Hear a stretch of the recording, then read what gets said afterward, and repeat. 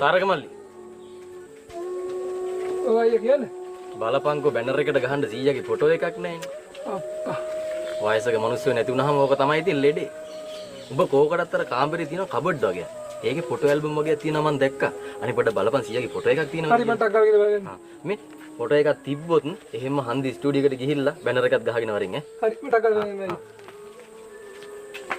එහෙමවත් කරුම ඉතින් වෙන මොකද කරන්නේ? එතකොට රැට කෑම? රැට කෑම නම් අපි පයිඩයිස් යන්න නේ බං හැදුවේ. ෆ්‍රයිඩ් රයිස් වෙලා බේරෙන්න බෑ බං අපේ නෑදෑයත් එක්ක. ඔන්න ඒ කොසිබතිය දීලා දාපන්. නම්ම කුඩ. හරි හරි. බැනරක් ගාලා ගහනම දැම්ම. බැනර් එක ගැහුවද උඹ? ඔව්. යමම් බලන්න යමම්. මේ හදිසිය කොහෙන්ද බං කොසෝ යන්නේ?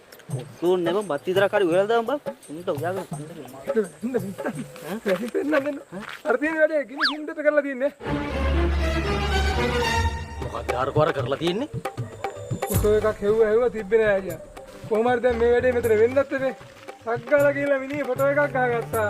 හන්දි ස්ටුඩියෝ මල්ලි කිව්වා පණ පිටින් ඉන්නා වගේ සී එඩිටක් දාලා දෙන්න කිව්වා. සුපිරියට එඩිට් කරලා කොල්ලා. වැඩේ ගිනි ගින්දට වෙලා තියෙනවනේ හෙලනේ. සැපට කොරට වෙලා තියෙනවා අයියා වැඩේ. තෝ වගේ මෝඩ බුල හරකෙක් යකෝ. මිනිහ ෆොටෝ දානවද බැනර් එකට? ඒ මදියට අර මෙහෙමත් කරගෙන ඉන්නේ. මෝඩ හරක ගලවලා දාපන් මේක. මිනිස්සුත් දෙන්නේ. අර ඉන්නේ සී අරස්සනට